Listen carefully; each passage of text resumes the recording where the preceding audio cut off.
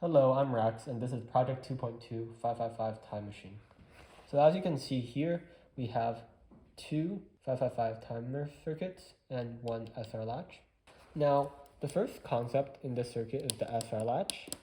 So as you can see here, if I press this button many times, the LED does not invert or change outputs, and same with this button, because the SR latch latches on to one output. Now the other concept is the voltage comparators.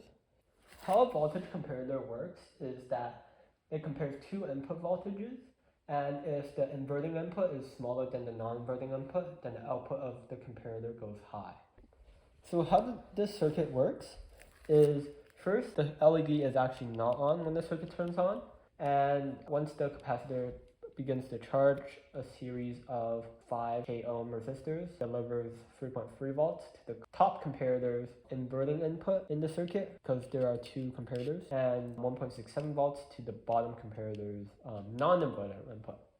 So then the top comparator's input is high, and then the lock in the SR latch would prevent it from outputting a 1, which would turn the LED on. And then since the other comparator's output remains low to its lower non-inverting input, the top NOR gate is activated and latches the other gate, so like so. And then although the voltage will eventually exceed 1.6 volts along the wires, the top gate's lock keeps the bottom NOR gate latched. So when the capacitor is finally fully charged, the 5 volt at the non-inverting input, the first comparator exceeds the 3.3 volts, which causes the comparator to output 1, and thereby locking the top NOR gate.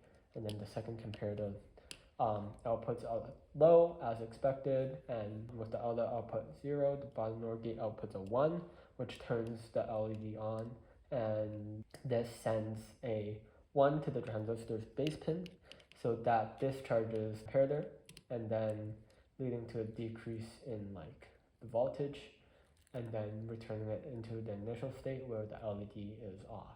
So this basically repeats over and over and over. Moreover, this circuit's frequency can be tuned using 1 mega ohm potentiometers, and same with the extended version of the 555. Here I have a soldered version of the 555 timer circuit. And as you can see, it has two potentiometers. Some adjust the frequency, and then the other adjusts the duty cycle. Now, however, during soldering, I may have fried this potentiometer. Now, as you can see in this breadboard version, which is how the circuit is actually supposed to work, here we can adjust the frequency of the circuit, and here we can adjust the duty cycle. Thank you so much for watching my video.